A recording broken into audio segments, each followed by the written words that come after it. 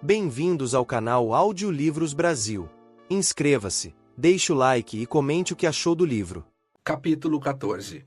A semana que passou. No que deram as negociações. Mencionei no início que faço porque gosto de fazer, mas no fim, você é avaliado não pelo que empreende, mas pelo que acaba realizando. O que vem a seguir é um relatório de como ficaram as negociações que passaram por minha mesa na semana que decidi descrever. Holiday Inns. Várias semanas depois de vender minha participação na Holiday, com lucro, que foi substancial, mas não os 35 milhões divulgados, comecei a comprar ações de outra empresa de cassinos, a Bailey Manufacturing Corporation. Em pouco tempo, acumulei 9,9% das cotas. A Bailey reagiu adotando medidas de pílula envenenada para rechaçar qualquer tentativa de aquisição hostil. Quando também me processaram por tentar me impedir de comprar mais ações, respondi com um processo contra eles. 2 dias depois de entrar com meu processo, a Bailey anunciou um acordo para a compra do cassino Golden Nugget pelo maior preço já pago em Atlantic City, quase 500 milhões de dólares, incluindo o custo dos títulos. Novamente, o verdadeiro objetivo parecia ser me contrariar. Nenhuma empresa tem permissão legal para possuir mais de 3 cassinos em Atlantic City. E, se eu assumisse o controle da Bailey após terem comprado o Golden Nugget, eu seria dono de 4. Na prática, entretanto, me colocaram em uma situação de ganho certo. Ao pagar um preço tão alto pelo Nugget, a Bailey apenas contribuiu para aumentar o valor de todos os cassinos da cidade, inclusive os 2 que eu já possuía. No fim, a Bailey ofereceu um acordo que não pude recusar. Concordei em não me opor à compra do Nugget. Em troca, concordaram em recomprar meus 9,9% de ações da empresa por um preço médio, muito acima do que paguei, proporcionando-me um lucro de mais de 20 milhões de dólares pelo breve investimento. Em março de 1987, fiz a terceira tentativa de comprar uma empresa de cassinos, a Resorts International, mas dessa vez em base amistosa. Na sequência da morte do fundador da Resort, James Crosby, vários outros grupos lançaram ofertas pela empresa, mas nenhum teve sucesso. Nesse ínterim, desenvolvi um relacionamento próximo com vários membros da Resorts que controlavam a empresa. Em abril de 1987, cheguei a um acordo com a família para comprar ou me candidatar a 93% das ações da empresa, com direito a voto pelo valor de 135 dólares cada. Subsequentemente, vários outros candidatos ofereceram preço maior, mas a família ateve-se ao nosso acordo. Entre outras coisas, acreditavam que eu fosse o candidato mais credenciado para concluir a construção do projeto de estimação de Jim Crosby, o Taj Mahal, na Boardwalk.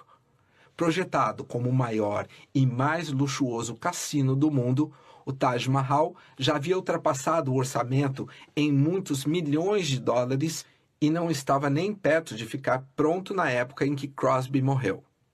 Pretendo inaugurar o Taj em outubro de 1988. A fim de criar uma operação mais eficiente, pode ser que eu feche o cassino existente no Resorts, adjacente ao Taj Mahal, e utilize as instalações como suporte para o Taj. Claro que sempre posso vender para outra operadora de cassinos pelo preço certo. Quem sabe? Talvez a Bailey ou a Holiday Inns possam interessar-se. Annabel Hill. Acabamos angariando mais de 100 mil dólares para o fundo de Annabel Hill, que usamos para quitar a hipoteca e salvar a fazenda dela.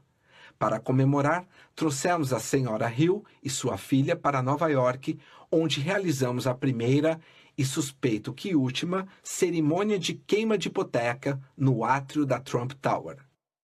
United States Football League. Os proprietários votaram por unanimidade a favor de apelação contra a sentença de indenização simbólica de $1 concedida à USFL, a despeito de o júri ter constatado a prática de trust pela National Football League. Acredito que as bases para a apelação sejam tão fortes quanto o nosso caso original. Woman Rink. O rink ficou $750 mil abaixo do orçamento e foi aberto um mês antes do prazo, em novembro de 1986. Mais de 500 mil de patinadores desfrutou do rink no primeiro ano. Antes da inauguração, a prefeitura previa um grande prejuízo operacional. Na primeira temporada completa de operação, obtivemos lucro de quase $500 mil, todo doado a instituições de caridade. As Torres de Palm Beach. Lee Iacocca se tornou meu sócio na compra de 2 torres de condomínio na região de Palm Beach, que compramos por aproximadamente $40 milhões. Quando assumimos o projeto, havia apenas algumas unidades vendidas. Em curto período de tempo, operando em um mercado saturado de condomínios no sul da Flórida, vendemos ou locamos, arrendamos, quase 50 unidades e conseguimos transformar uma operação falida em um caso de grande sucesso. Ao longo do próximo ano, pretendemos abrir um grande restaurante no térreo de uma das torres. Entre os que fizeram propostas pelo espaço estão os donos do 21 Club de Nova York e Harry Cipriani, dono do Harry's Bar. Sir Charles Goldenstein foi dispensado de posto de conselheiro de Lee antes da conclusão das negociações. O Cassino Australiano. Embora estivéssemos entre os finalistas cogitados para operar o segundo maior cassino do mundo, atrás do Taj Mahal de Atlantic City, pensei melhor no último instante. A ideia de gerir um negócio a 24 horas de avião de Nova York simplesmente não fazia sentido, especialmente quando tenho tanta coisa a ocupar minha atenção no meu prédio quintal. Pouco antes de a decisão ser anunciada por autoridades de New South Wales, informei que estava retirando minha oferta. Beverly Hills Hotel. O hotel acabou vendido ao licitante que fez a melhor oferta, um empresário do petróleo chamado Marvin Davis, por um preço muito acima do que eu estava disposto a pagar. Depois de inspecionar a propriedade, mantive minha oferta baixa. Claro que, se Davis decidir vender um dia, estou certo de que terá lucro. Na sequência, Marvin Davis também se tornou um dos licitantes da Resorts International. Depois de eu já ter feito meu acordo, ele não só ofereceu um preço maior, como tentou persuadir as famílias Murphy e Crosby a renegar o contrato feito comigo. Eles recusaram e o tribunal aprovou meu acordo, depois aprovado também pela Comissão de Controle de Cassinos de New Jersey, por 5-0. Nessa época, casualmente fui a uma festa fabulosa oferecida por Merv Adelson e Barbara Walters na Califórnia, e um repórter perguntou sobre a oferta de Marvin Davis para resorts. Em tom de brincadeira, eu disse que Davis, que está terrivelmente acima do peso, deveria focar em perder 90 quilos em vez de perder tempo tentando romper meu acordo com a Resorts. Um tempo depois, fiquei sabendo que Davis ficou indignado com meu comentário, mas não posso dizer que me senti mal. Não me dou ao trabalho de ser cordial com inimigos. O estacionamento. Em outubro de 1986, muitos meses depois da construção de nossa nova garagem ter começado, recebi uma ligação de emergência certa manhã, pouco antes de uma palestra para um grupo de empresários em Nova York. Meu gerente de construção, Tom Pippett, estava do outro lado da linha. Parecia que o operador de um guindaste imenso, de muitas toneladas, havia estendido a haste excessivamente para pegar uma viga, e o resultado foi que o guindaste e a viga de 22 toneladas desabaram em cima da garagem. Pippett informou que uma enorme parte da garagem havia literalmente ido abaixo. E os operários? Perguntei. Alguém se machucou? Ele disse que havia no mínimo 100 homens trabalhando no canteiro e uma contagem estava em andamento. Pedi a ele para me manter informado e fui dar minha palestra, tentando tirar o assunto da minha mente enquanto falava. Ao sair da palestra, recebi um recado de Tom. Retornei a ligação imediatamente. Você não vai acreditar, Sr. Trump, ele disse, mas contamos todos e ninguém se feriu. Perder uma única vida teria sido horrível e devastador. Nesse caso, foi pura sorte os operários, por acaso, estarem trabalhando em outro local da garagem, o que salvou suas vidas. Isso mostra como tudo pode ser realmente muito frágil. Aqueles homens tiveram muita sorte, assim como eu. A obra terminou sem nenhum outro incidente. Em maio de 1987, inauguramos 1,2 mil vagas na garagem conectada ao Trump Plaza e à Boardwalk por uma passarela.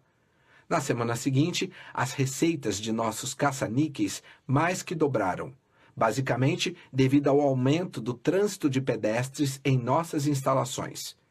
Em julho, estávamos com todas as 2,7 mil vagas abertas, além de um terminal de ônibus e um local para desembarque de limusines, tudo dentro do prazo e do orçamento. Las Vegas. Retirei minha solicitação para uma licença de jogo em Las Vegas. Entre o Resorts e meus 2 outros cassinos em Atlantic City, eu tinha o bastante com que me ocupar nesse ramo perto de casa. Meu foco agora está em Atlantic City, mas não descarto construir ou comprar em Nevada no futuro. Limousine Trump. Tomou-se a decisão de dar início à fabricação de 2 limusines da Cadillac usando o meu nome. A Trump Golden Series será a mais opulenta limusine longa já produzida. A Trump Executive Series será uma versão um pouco menos luxuosa do mesmo carro. Nenhum dos dois saiu ainda da linha de montagem, mas o pessoal da Cadillac Motors Division recentemente enviou-me um lindo Cadillac Allant dourado de presente. Talvez tenham pensado que preciso de mais brinquedos para me manter ocupado. Negociação com o Drexel.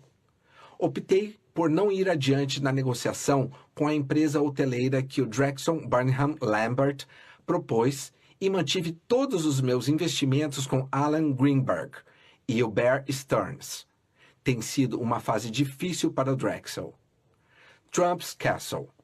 Eu disse que não dá para apostar contra a Ivana, e ela comprovou que eu estava certo ainda antes do que eu esperava. Quando foram anunciados os números dos 3 primeiros meses de 1987, o Trump's Castle teve o maior aumento de receita entre os 12 cassinos de Atlantic City e foi o hotel mais rentável da cidade.